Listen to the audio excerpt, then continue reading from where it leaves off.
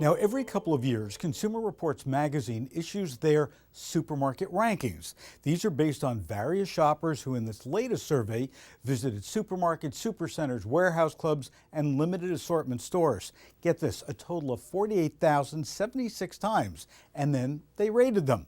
Now, I've been long disappointed with Consumer Reports presenting this survey, and here's why.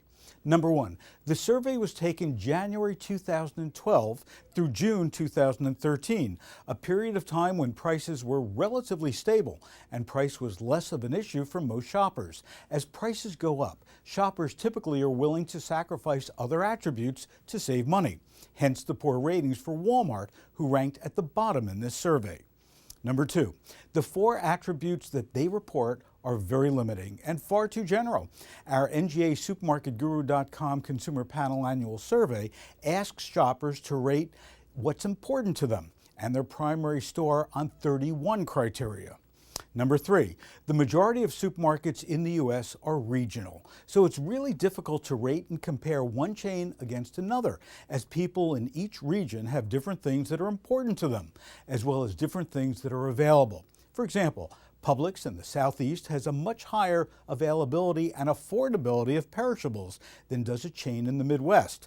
Now, while Trader Joe's, one of my personal favorites, came in at number two, most shoppers and industry folks do rate their cheeses and meats high, but their produce typically doesn't fare so well. Number four, Consumer Reports also does not reveal just how many people rate each chain, or if the results are weighted. So, is it possible that 10 people could have rated Wegmans and 200 people rated Trader Joe's? We just don't know.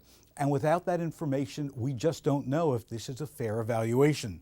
In the fine print of the guide to the ratings, Consumer Reports states that respondents told them of their experiences at one or two stores. Having said all that, there's no question that the top five are among the best supermarkets in the country. The two that are surprising to not be at the top are Hy-Vee and Whole Foods, both who do a terrific job for their shoppers. In the case of Whole Foods, clearly they were marked down because of price. But again, we don't know if the people who marked them worse in this attribute are actually Whole Foods shoppers or those that typically go to Walmart, for example.